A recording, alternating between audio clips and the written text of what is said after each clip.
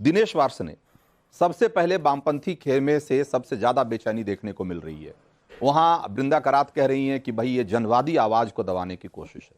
भाई इस देश के लोकतंत्र में किसी की आवाज को दबाने की कोशिश कभी नहीं की गई, और जब कभी की गई तो उसका पुरजोर विरोध किया गया, और वो भी लोकतांत्रिक तरीके से किया गया, और उसका कोई ना कोई समाधान भी निकाला गया।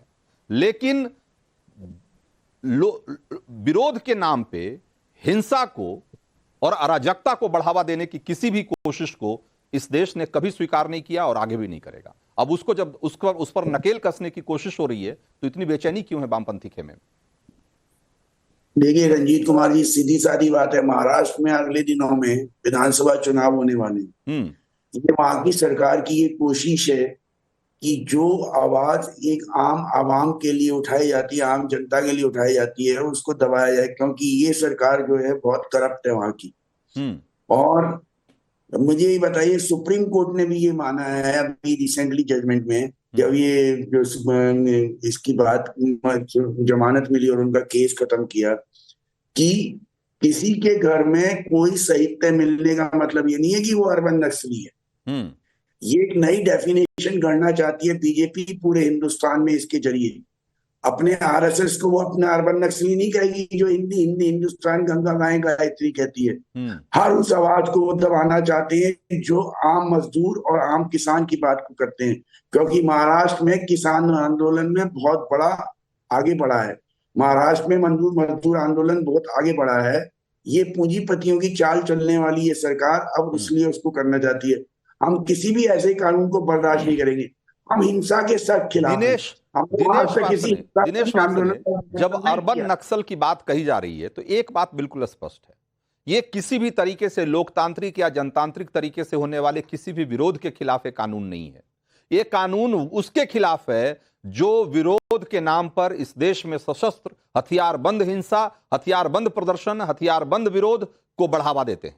और अगर आपसे मैं सिर्फ ये जानना चाहता हूं कि क्या आप इस तरह से हथियारबंद प्रदर्शन, हिंसा और विरोध के पक्ष में हैं? अगर नहीं है तो आपको इस कानून से क्यों प्रॉब्लम है? रंजीत जी, इसकी बहुत सी धाराएं ऐसी हैं जो हथियारबंद क्रम है, जनवादी आंदोलन को कुचलने के लिए बनाई गई है। जनवादी आंदोलन क्या है वही तो जानना चाहता हूं। अभी बृंदा करात कह रही थी कि जनवादी आवाज को दबाने की कोशिश। ये जनवादी आवाज क्या है वही तो मैं जानना चाहता हूं। पहली बात तो ये सुन लीजिए, भारतीय कम्युनिस्ट पार्टी और ऑर्गेनाइज लेफ्ट हिंदुस्तान में कभी भी सशस्त्र विद्रोह का समर्थक नहीं रहा है। ये आपको मैं बता देना, नाम कभी शामिल हुए, परंतु हम इस बात से भी सहमत नहीं है कि आप अर्बन नक्सल के खिलाफ जो कानून लाएंगे उसमें कहेंगे साहब आपके यहाँ माओ को पढ़ने के लिए बंदिश है, आप मार्क्स को नहीं पढ़ सकते, आप दास कैपिटल को नहीं पढ़ सकते, या कोई और किताब नहीं पढ़ सकते। हम उसके सख्त नहीं, इसमें कौन बोल रहा है कि दास कैपिटल को नहीं पढ़ सकते और आप कोई वामपंथी साहित्य नहीं पढ़ सकते?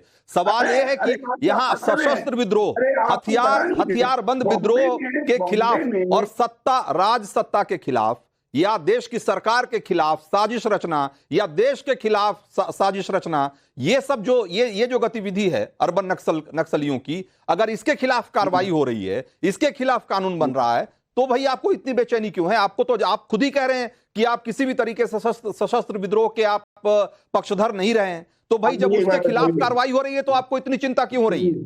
आप मुझे एक बात बताइए, त्रिशूल लेके चलना, बंदूक लेके चलना, चक्कू तलवार लेके चलना और जय श्री राम कहना या जय हनुमान कहना, स्कूली बच्चों की बस पे पथराव करना और जय हिंद हिंदुस्तान गंगा गाएं गायत्री करना, ये अर्बन नक्सलिज्म नहीं है? अरे भाई, तो उसके खिलाफ कानून नहीं है क्या?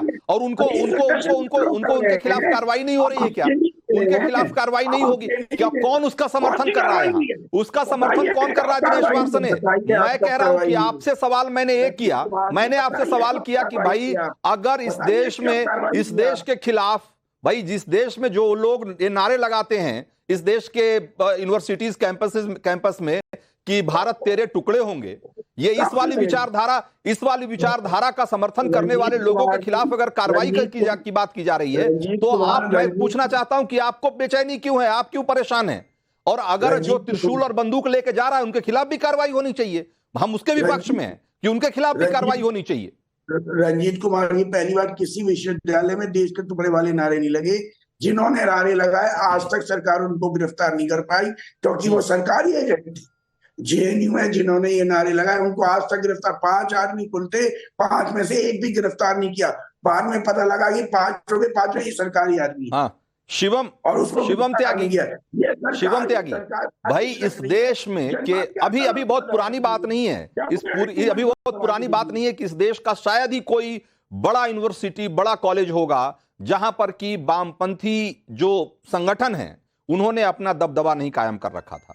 जो नए बच्चे, जो नए लड़के आते थे, उनको वामपंथी विचारधारा के नाम पे उनको बरगलाने और उनको देश के खिलाफ साजिश में शामिल करने, उनको इस देश की जो राष्ट्रीय विचारधारा है उसके खिलाफ खड़ा करने का उनका जो पूरा षड्यंत्र है वो चलता रहता था। भाई क्रांति के नाम पे और जनवादी सरकार के नाम पर, जिस जनवादी विचारधारा और जनवादी आवाज की बात कर रहे हैं वार्ष्णेय जी, उसी जनवादी विचारधारा और सरकार के नाम पे इस देश में सशस्त्र विद्रोह को बढ़ावा देने और लोगों को उकसाने का काम खुलेआम चलता था।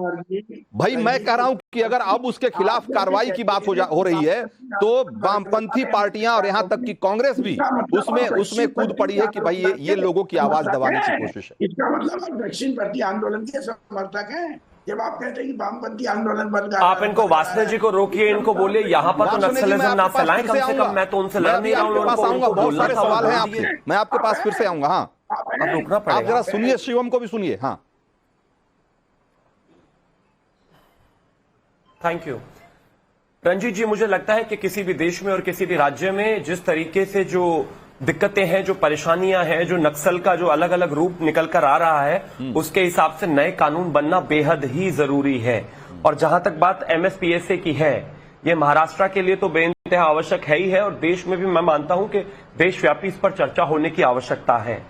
अर्बन नक्सल को छोड़ दे, पहले नक्सल से ही अगर हम शुरुआत करें तो चाहे गढ़चिरौली हो और चाहे इसके अलावा भीमा कोरेगांव हो, चाहे इसके अलावा छत्तीसगढ़ में फिर दंतेवाड़ा हो, जिस तरीके से हमारे अर्धसैनिक बलों पर हमले होते रहे हैं, उन हमलों को किस तरीके से देश के अलग अलग हिस्सों में, राज्यों में सेलिब्रेट किया गया है, उनको कौन लॉजिस्टिक सपोर्ट देता है, उनको कौन हर तरह की सपोर्ट देता है, उस सपोर्टर और उस सपोर्ट दोनों को जड़ से खत्म करने के लिए एक मजबूत कानून चाहिए।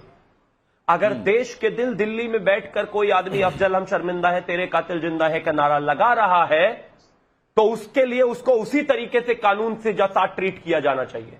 वरना इस देश में चाहे कोई भी नेता रहा हो, चाहे कोई भी चारा चोर रहा हो, उसको 30-30 साल लग जाते हैं कन्विक्ट होने में। उसको जितना जहर सोसाइटी में फैलाना होता है, उस अर्बन नक्सल को वो फैला चुका होता है। सोसाइटी के लिए आवश्यक है कि जिस तरीके से विचारधारा और क्रांति के नाम पर लोगों को, युवाओं को बरगलाया जाता है, और अर्बन नक्सल जिस तरीके से एक जो है खान मार्केट में वाइन का ग्लास लेके शानदार तरीके से लोगों को जो है गुमराह करने की कोशिश करते हैं और लोगों को गलत राह पर लेकर जाते हैं और उनके हाथ में हथियार थमाते हैं, मुझे लगता है उन लोगों के लिए हर राज्य और देशव्यापी एक ऐसा कानून होना ही चाहिए कि इस देश की सोवरेनिटी को, एकता को वो डेंट ना कर सके। आए दिन नक्सली घटनाएं इस देश में होती थी, हालांकि 2014 के बाद से कम हुई है, लेकिन फिर भी एक भी जवान के ऊपर अगर इस तरीके का हमला होता है, देश में अगर इस तरीके का हमला होता है और इस तरह की चीजें होती है, तो माफ कीजिए, उनसे तो उसी मजबूत कानून के साथ लड़ा जा सकता है। मैं सिर्फ एक चीज मानता हूं, अर्बन नक्सल इस देश की, आज की आधुनिक भारत की सबसे बड़ी दिक्कतों में से एक है। इनसे मजबूती से लड़ने के लिए मजबूत कानून होना बेहद आवश्यक है। और जहां तक बात विधानसभा चुनाव होने वाले हैं और ये चुनाव तक ही रहेगा, इस देश की आंतरिक सुरक्षा के लिए अर्बन नक्सलियों पे लगाम कसना जरूरी है या नहीं, क्या मानते हैं आप? थैंक यू रंजीत जी, आपके शो में मुझे शिरकत करने का मौका मिला। अर्बन नक्सल कोई ऑफिशियल टर्म नहीं, ये माननीय गृह मंत्री ने पार्लियामेंट में कहा। ये कोई टर्म ही नहीं, कोई लीगल टर्म नहीं है। किस तरह की बेवकूफी भाजपा और उनकी सरकारें करती है, उनको पता कि कोई लीगल टर्म नहीं है। एक ठीक है, पॉलिटिकल डिस्कशन में आप कुछ कर सकते हो, टर्म हो या नहीं, रियलिटी है या नहीं, रियलिटी है कि नहीं। सर मैं ऐसे, सर आई रिक्वेस्ट यू, मेरे प्लीज आप मेरे बीच में मत बोलिए, आई रिक्वेस्ट यू। शिवम के बीच में आप नहीं बोले थे, प्लीज, तो मैं अपनी बात रख दूं। मैं तो समझ गया आपका सवाल, प्लीज आई रिक्वेस्ट यू। तो पहली बात तो एक बेवकूफी है। दूसरी चीज, आप उसको लीगल